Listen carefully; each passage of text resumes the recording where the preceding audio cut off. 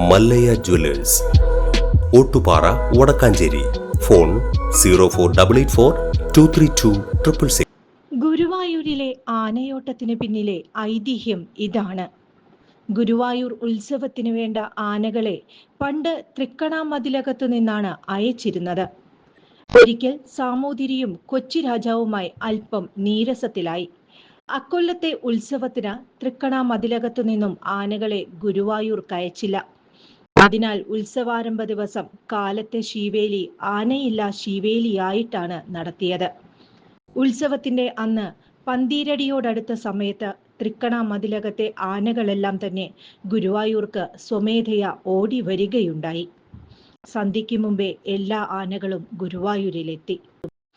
ഗുരുവായൂരിലെ ഉത്സവാരംഭ ദിവസം ഇന്നും കാലത്തെ ശീവേലി ആനയില്ല ശീവേലിയായിട്ടാണ് നടത്തപ്പെടുന്നത്.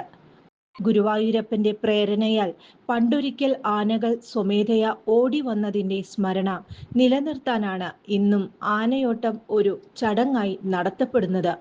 ഇതിന് ഉത്സവത്തോളം തന്നെ പ്രശസ്തി ആർജിച്ചു കഴിഞ്ഞു.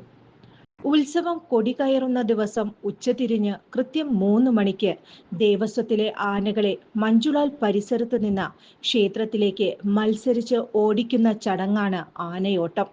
ക്ഷേത്രത്തിലെ പാരമ്പര്യ അവകാശി മാതേമ്പാട്ട് നമ്പ്യാർ ആനയ്ക്ക് കഴുത്തിൽ കെട്ടാനുള്ള ചുവന്ന ചരടിൽ കോർത്ത കുടമണികൾ ആനപ്പാപ്പമാർക്ക് നൽകുന്നതോടെ ആനയോട്ടം ആരംഭിക്കുകയായി. ആദ്യം ക്ഷേത്രത്തിനുള്ളിൽ പ്രവേശിച്ച് 3 തവണ പ്രദക്ഷിണം വെച്ച് കൊടിമരം ആദ്യമായി തൊടുന്ന ആനയാണ് വിജയിയായി പ്രഖ്യാപിക്കപ്പെടുക.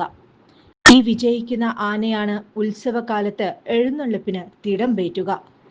പട്ടയും മറ്റാനകൾ ക്ഷേത്ര മതിൽക്കകത്ത് ഈ ആനയ്ക്ക് എത്തിച്ചു കൊടുക്കും. 10 ദിവസം ഈ വിജയിയായ ആന ക്ഷേത്ര മതിൽക്കകത്തു നിന്നും പുറത്തിറങ്ങില്ല. വിജയിക്കുന്ന ഗജവീരനെ മറ്റുള്ള ജോലികൾക്കൊന്നും വിടാറില്ല.